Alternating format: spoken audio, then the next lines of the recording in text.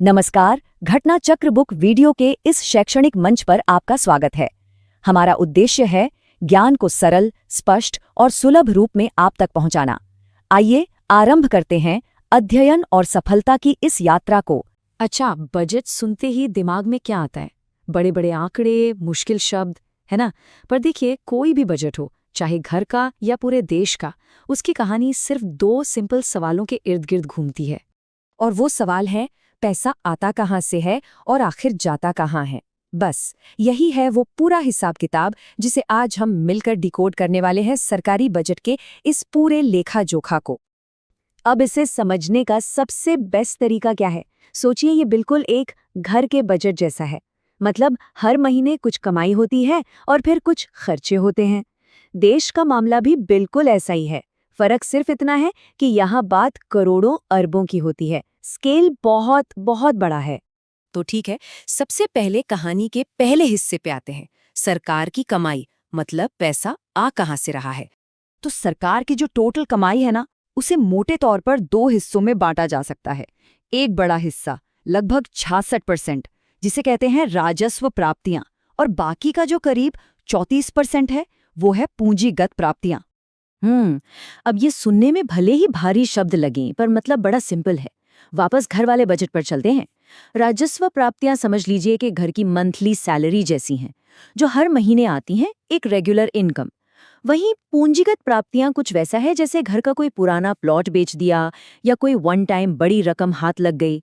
ये रोज रोज नहीं होता। चलिए अब जरा और अंदर चलते हैं।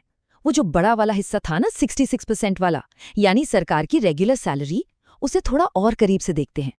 और देखिए, इस रेगुलर इनकम में भी एक शेयर का हिस्सा कहाँ से आता है? वो आता है टैक्स से। जी हाँ, 81% से भी ज्यादा।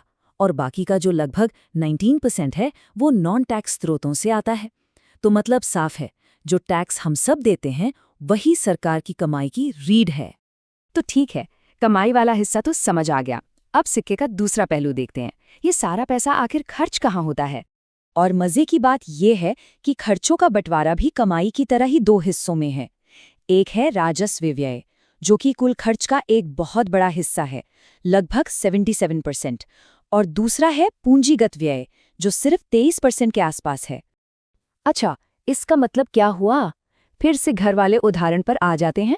राजस्व व्यय मतलब घर के रोजमर्रा के खर्चे, राशन, बिजली का बिल वगैरह। सरकार के लिए ये हुआ सैलरी देना, सब्सिडी देना। और पूंजीगत व्यय, ये है भविष्य के लिए किया गया निवेश, जैसे घर खरीदना। देश के लिए ये हुआ नई सड़कें, नए एयरपोर्ट्स या अस्पताल बनाना। अब यहाँ एक बहुत ही दिलचस्प बात सामने आती है। जो रोजमर्रा के खर्चे हैं ना, उनका एक बहुत बड़ा चंक सिर्फ एक ही जगह चला जाता है। कोई अंदाजा है कहाँ? वो है ब्याज चुकाना। जी हाँ, सही सुना।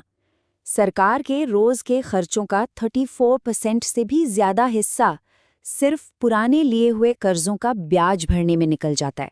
सोचिए कितना बड़ा अमाउंट है ये। तो कमाई देख ली, खर्चे देख लिए। अब इन दोनों को साथ रखकर देखते हैं कि पूरी कहानी क्या बन रही है, इसका असली मतलब क्या निकल रहा है।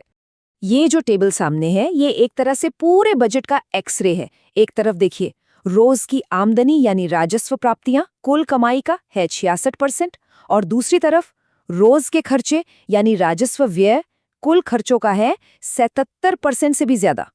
यहाँ एक गैप, एक असंतुलन साफ साफ नजर आ रहा है। तो इससे दो मोटी मोटी बातें क्या निकलती हैं?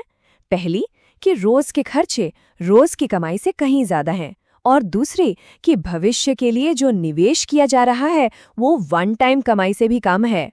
तो सबसे बड़ा और सोचने वाला सवाल यहीं आकर खड़ा होता है कि जब हाल ऐसा हो कि रोजमर्रा के खर्चों का बोझ भविष्य के निवेश पर इतना ज्यादा भारी पड़ रहा हो, तो इसका देश के आने वाले कल पर, उसके भविष्य पर आखिर क्या असर पड़ेगा?